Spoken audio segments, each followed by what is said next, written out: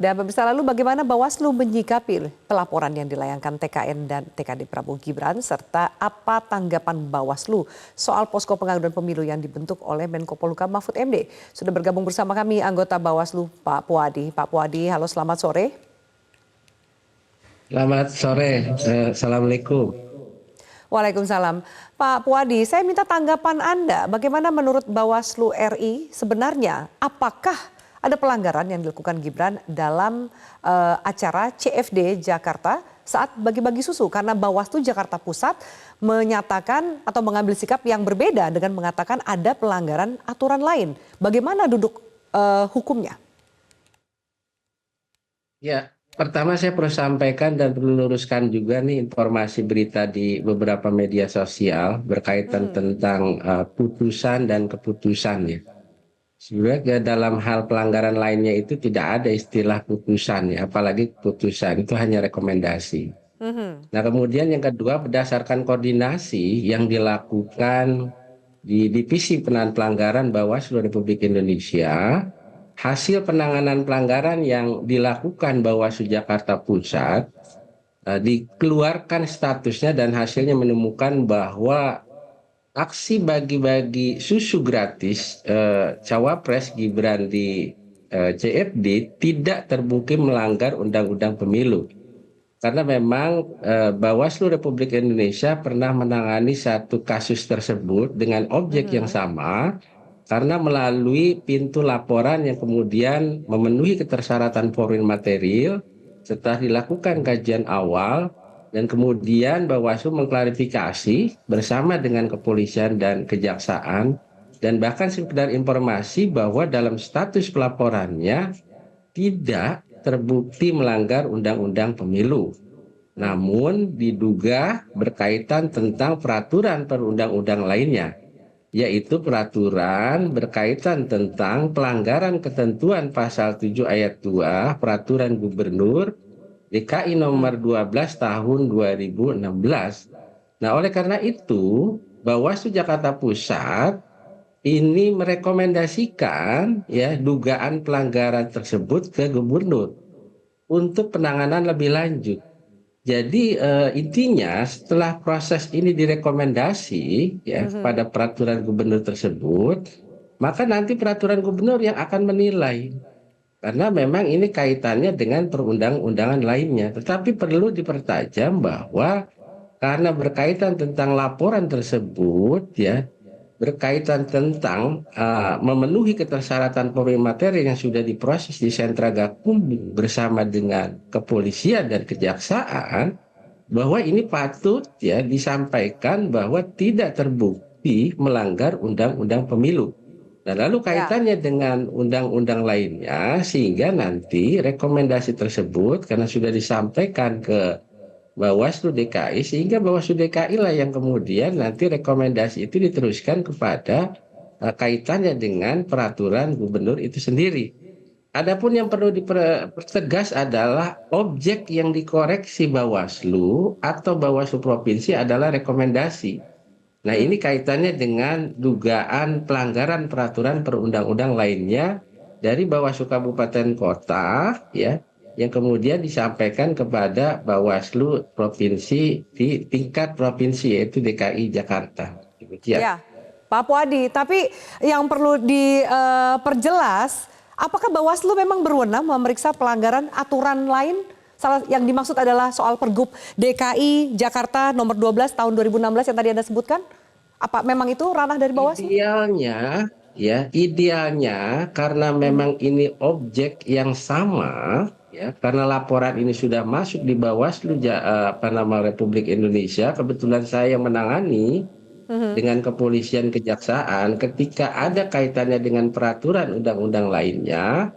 Tentunya itu direkomendasi. Setelah dilakukan kajian, direkomendasi ada kewenangan yang bukan merupakan kewenangan Bawaslu yang kemudian itu direkomendir kepada kewenangan lainnya. Sehingga biarlah nanti peraturan lainlah yang akan menilai apakah kegiatan tersebut ada atau tidaknya pelanggaran. Secara ideal seperti itu. Karena kalau kaitannya dengan undang-undang pemilu, ini sebetulnya sudah informasi ini sudah kami periksa ya dengan langsung dengan kepolisian dan kejaksaan terhadap Ya. peristiwa tersebut. Sehingga dalam proses tersebut ya bahwa kami sudah melakukan pemeriksaan ya, bahkan Hmm. kemudian kita sudah menilai ketersyaratan formil materialnya. Nah, sehingga dalam hal tersebut bahwa sudah langsung keluar berkaitan tentang status pelaporannya. Ya. Bahwa kaitannya tentang status pelaporannya tersebut memang tidak ada pelanggaran kaitannya tentang pidana pemilu. Ya, Pak Puadi, lalu pihak mana kalau Anda katakan ini bukan putusan tapi rekomendasi ya yang diberikan oleh Bawaslu Jakarta Pusat, rekomendasi ini diteruskan ke Bawaslu DKI. Pihak mana nih Pak yang paling ujung akan memutuskan rekomendasi ini memang terbukti terjadi pelanggaran atau tidak? Ya, nanti pihak Bawaslu Provinsi Mhm. DKI yang kemudian rekomendasi ini melalui Bawaslu Jakarta Pusat yang disampaikan kepada Bawaslu DKI untuk Mhm. direkomendasikan ya, karena ada pun objek yang kaitannya dengan rekomendasi tersebut nanti akan disampaikan kepada peraturan gubernur. Mhm. Nanti biarlah nanti peraturan gubernur tersebut yang akan menilai berkaitan tentang objek ya yang dilakukan pada saat kegiatan-kegiatan di Car Free Day tersebut. Jadi Bawaslu Pak tidak berwenang Pak Puadi, untuk jawaban dari memberikan Yusril Iza sanksi. Mahendra mengatakan dalam Pergub tidak mengatur pidana pelanggaran dan termasuk sanksinya. Memang benar, memang benar. Kita tidak menilai peraturan lainnya. Jadi Hmm. laporan berkaitan tentang ketersyaratan formil material yang kita lakukan pemeriksaan ini ada berkaitan tentang pidana pemilunya. Hmm. Sehingga ya kita sudah melakukan pemeriksaan bersama dengan kepolisian dan kejaksaan dan itu sudah keluar di Sentra Penegakan Hukum Terpadu. Kita Ya. langsung pembahasan di Gakumdu dan memang itu tidak terbukti adanya pelanggaran. Nah, lalu ini kaitannya dengan perundang-undang lainnya sehingga Bawaslu Jakarta Pusat ya Mhm. berdasarkan kajiannya yang disampaikan langsung kepada Bawaslu DKI untuk diteruskan melalui apa yang disebut rekomendasi. Ya. Sehingga undang-undang lainlah yang akan menilai seperti apa. Jadi Bawaslu hanya tidak berwenang untuk memberi sanksi tersebut. Hmm. Sehingga peraturan-peraturan tersebut, undang-undang lain itulah yang kemudian mereka yang akan menilai apakah ada pelanggaran atau tidak berkaitan tentang hal tersebut. Ya, Pak Puadi, kalau Bawaslu RI mengatakan tidak ada pelanggaran, rekomendasi ini ujungnya ternyata menyatakan yang sebaliknya, apa bisa menganulir putusan dari Bawaslu RI? Tadi saya sudah sampaikan ya bahwa hanya saja di ketentuan pasal 51 Perbawaslu 7 tahun 2022 membuka kesempatan Hmm. bagi terlapor untuk mengajukan permintaan koreksi terhadap rekomendasi atas temuan atau laporan yang ditangani oleh Bawaslu Jakarta Pusat ke Bawaslu Provinsi. Nah, Hmm. kemudian setelah itu mendapatkan pertimbangan dari Bawaslu atau langsung mengajukan koreksi Bawaslu. Nah, ini ada batas waktu juga pengajuan koreksi. Kalau Hmm. mengacu kepada pasal 51 Perbawaslu 7 tahun 2022, langsung mengajukan koreksi batas waktunya paling lama Mhm. 3 hari setelah rekomendasi dugaan pelanggaran dikeluarkan oleh Ya. Bawaslu Kabupaten Kota. Jadi Baik. ini hanya berkaitan tentang Pergub. perundang-undangan lainnya, Hmm. peraturan perundang-undang lainnya. Sementara kita sudah menangani kaitannya dengan apa yang disebut undang-undang pemilu. Sehingga pada saat laporan itu sudah masuk, kita tetap konsisten dengan Perbawaslu 7 tahun 2002 tentang temuan laporan. Karena kaitannya dengan laporan, kita langsung proses, kita langsung Ya. registrasi. Pada Ya. saat langsung dilakukan pemeriksaan, dalil-dalil yang disampaikan oleh pelapor, kita langsung klarifikasi berkaitan tentang laporan yang mereka laporkan. Dan kebetulan kami sebagaimana diatur di ketentuan pasal 486 di Sentra Gakumdu bersama dengan kepolisian kejaksaan kita melakukan pemeriksaan. Dalam melakukan pemeriksaan dan kemudian dilakukan pembahasan di Sentra Gakumdu bersama kepolisian dan kejaksaan, berkaitan tentang bagi-bagi susu gratis cawapres Gibran di KPD tidak terbukti melanggar undang-undang pemilu. Ya, Nah, ini baik. kemudian berkaitan tentang peraturan perundang-undangan lainnya yang baik kaitannya dengan rekomendasi tersebut oleh kabupaten kota. Demikian. Baik, Pak Puadi, tanggapan Anda dari Bawaslu RI dengan adanya laporan ke DKPP yang dilaporkan adalah pihak Bawaslu Jakarta Pusat. Tanggapan Anda seperti apa? Eh, Hak warga negara ya untuk Hmm. melaporkan adanya dugaan pelanggaran etik yang diduga dilakukan oleh penyelenggara pemilu ke DKPP. Dan Hmm. selanjutnya akan dinilai nanti oleh DKPP ada atau tidak nggak berkaitan tentang pelanggaran etik penyelenggara pemilu gitu. Mhm. Namun memang secara kelembagaan ya tentunya Bawaslu juga akan memberikan ya pendampingan